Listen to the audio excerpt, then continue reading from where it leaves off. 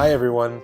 A number of people have come to me over the past week or so with different sets of challenges, different levels, and I shared with them all a very inspiring thing that I heard 10 years ago, which really changed my life, and I always try to say this particular piece of Torah wisdom to people who are going through struggles, because I just found it helped me personally, and I always think about it.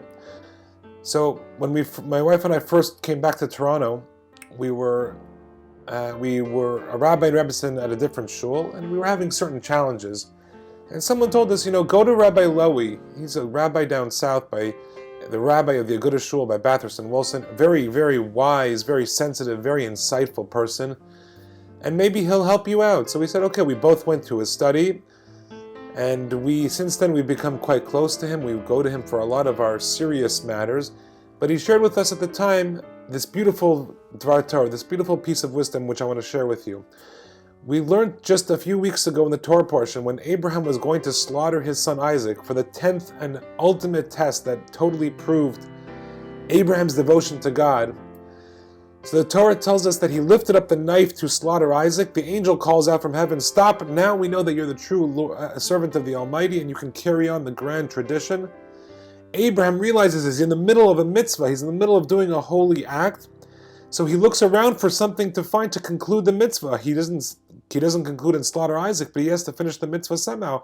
So he takes a ram, slaughters the ram, and we know the story from Hebrew school. However, the Torah notes that he took a ram specifically that had its horns caught in the thicket.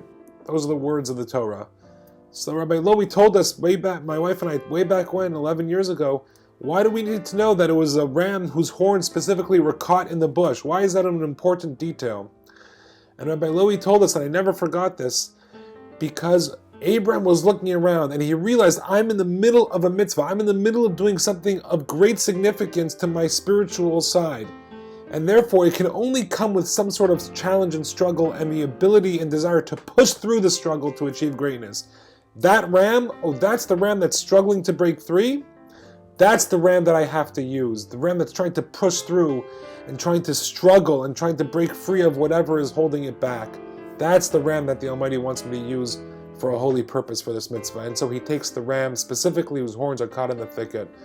And I must say, for all the challenges that people have told me about that they're dealing with, I see such great hope and optimism. I was privileged to host or be invited to an Ask the Rabbi session run by Jen Feldman. And the questions that I received from these women of different ages and backgrounds, their desire to learn and to know and to understand, no matter their background, some of them were more affiliated, some of them less, some of them were more knowledgeable about Judaism, some of them less, was truly inspiring. And it's no coincidence, President Obama's part one, because apparently there's so much to talk about, part one of his presidential memoirs was just released today. And there's a little anecdote in there where he initially was against the slogan that they came up with, which probably won in the election, of "Yes, we can."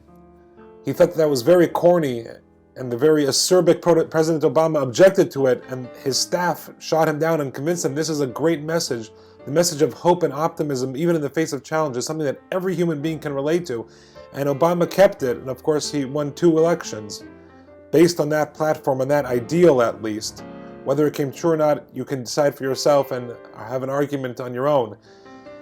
But the ideal, the optimism, that is something we all have to hang on to and all have to decide is the right way going forward, no matter what challenges we are, no matter how caught we are in the thicket. Have a great Shabbos. And remember, yes, we can. Shabbat Shalom.